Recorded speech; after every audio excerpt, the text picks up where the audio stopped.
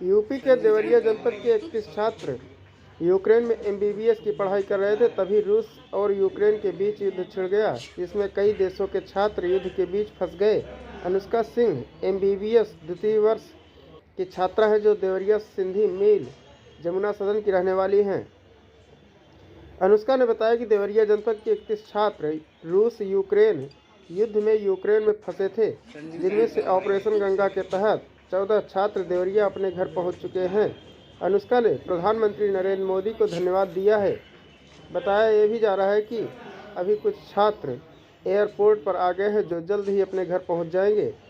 शेष छात्रों को प्रधानमंत्री नरेंद्र मोदी के नेतृत्व में 2 से 3 दिनों में सकुशल भारत वापसी हो जाएगी।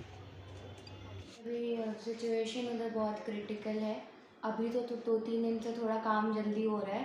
पहले 3 दिन हम लोग वहाँ पे बॉर्डर पे खड़े थे। बॉर्डर तक हम 15 किलोमीटर चल के गए थे, अराउंड 15 किलोमीटर्स ऐसे चल के गए थे। और पूरा एक दिन का पूरा ट्रैवल था, बस का ट्रैवल था एक दिन का पूरा, जिसमें हम चर्निविस्ती तक गए थे बस से।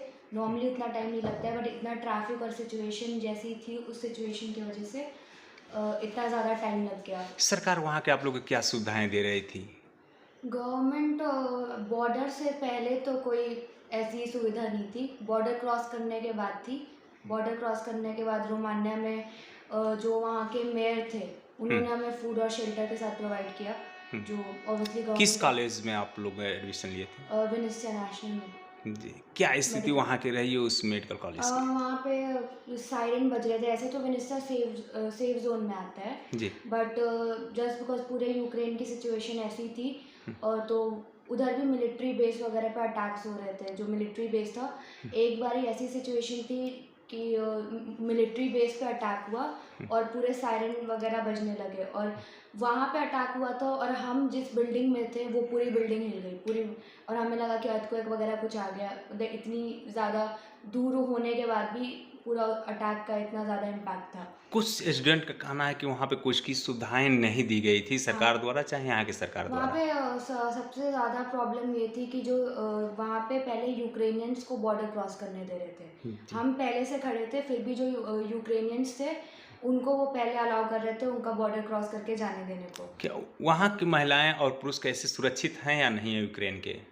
यूक्रेन के तो अभी वहाँ पे ऐसी सिचुएशन थी, जो 18+ हैं वो उनको आर्मी ज्वाइन करनी पड़ती। और मेरे सामने कुछ लोग ऐसे थे जो अपने गुड बाय बोल रहे थे अपने घर वालों को और बोल के जा रहे थे आर्मी में। जी। तो ऐसी सिचुएशन थी। और वहाँ पे सायरन का था कि हर 3 सायरन बज रहे थे। अगर सायरन बहुत कम टाइम का हो रहा है तो उसका मतलब था ऑल क्लियर, और अगर सायरन कंटिन्यूसली 3 बारी बहुत बहुत लॉन्ग ड्यूरेशन के लिए बज रहा है तो उसका मतलब कि डेंजर। और हमें अगर जब ऐसी सिचुएशन होती थी तो हमें अपने जिस भी फ्लोर पे हम होते थे, हमें वहाँ से उतर के ग्राउंड फ्लोर पे आना होता था, या तो ग्राउंड फ्लोर या तो बंकर्स में जाके जाना होता था। और हम हमेशा अपने साथ एक डॉक्यूमेंट का बैग रखते थे कि इन केस हमें अगर तुरंत इवैक्यूएशन का प्रोसेस तुरंत हो तो हमारे पास एक डॉक्यूमेंट का बैग हो जिसको कैरी करके हम तुरंत निकल जाए। अगर ये जो सिचुएशन जब आप घर पहुँचे हैं, कैसा लगा है, किस तरीके का माहौल घर पे देखने को मिला?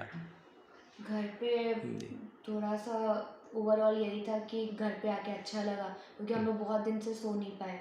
जी। पहले बॉर्डर पे नहीं सो पाए 3 दिन लगातार, और उससे पहले भी 3 दिन सिचुएशन ऐसी थी कि हम रात को सायरन की आवाज़ की वजह से, क्योंकि जब भी सायरन की आवाज़ आती थी हमको भागना होता था। तो रात की सिचुएशन ऐसी थी कि हम पूरा रेडी होके, यहाँ तक कि शूज़ पहन के भी रहते थे।